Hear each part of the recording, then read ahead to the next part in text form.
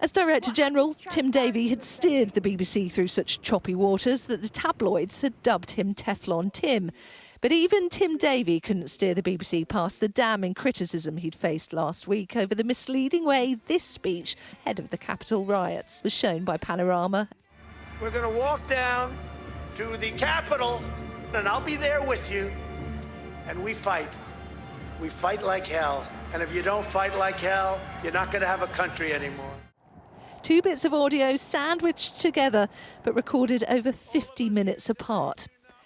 News of Davie's resignation met with this post on X by the US President, who said the top people in the BBC, including Tim Davie, the boss, are all quitting/fired because they were caught doctoring my very good speech of January 6th. These are very dishonest people who tried to step on the scales of a presidential election.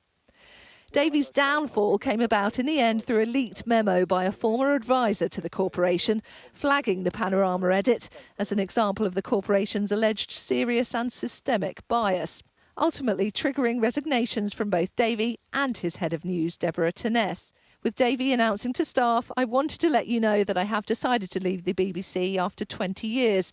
This is entirely my decision and I remain very thankful to the chair and board for their unswerving and unanimous support throughout my entire tenure, including during recent days. I count myself very lucky to have served as DG number 17.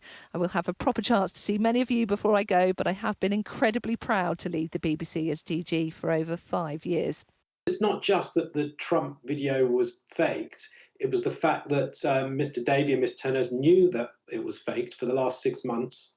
They attended a meeting 6 months ago in May 2025 when it was discussed, and they did nothing about it. They remained silent. I think that sniffs of a cover-up. They decided not to do anything about it and presumably hoped it would go away and no one would ever find out, and that's just completely unacceptable. Davie had almost perfected the art of strategic invisibility, riding out major missteps on Strictly and firings on MasterChef. But it was his handling of errors when it came to news that critics argued threatened to strike at the very heart of what the BBC stands for, that notion of trust and accountability. My name is Abdullah.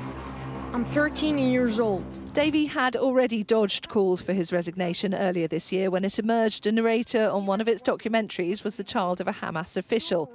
The BBC had investigated, apologised and tried to move on. Davie was also taking a serious bashing from politicians on the right, with former Prime Minister Boris Johnson threatening to stop paying his TV licence fee unless Davie quit. These examples have really dented trust and confidence in the BBC. It goes way beyond just political bias. There's just, I think they've lost touch with a large element of the British population. We want them to be successful. They're a really important part of the broadcasting ecosystem. But at the moment, they're their own worst enemy. While some may see Tim Davie as a victim of culture wars in the time of Trump, after a week of ignoring the fire alarms going off inside of New Broadcasting House, in truth, the heat was far too hot for Davie to do anything else but resign.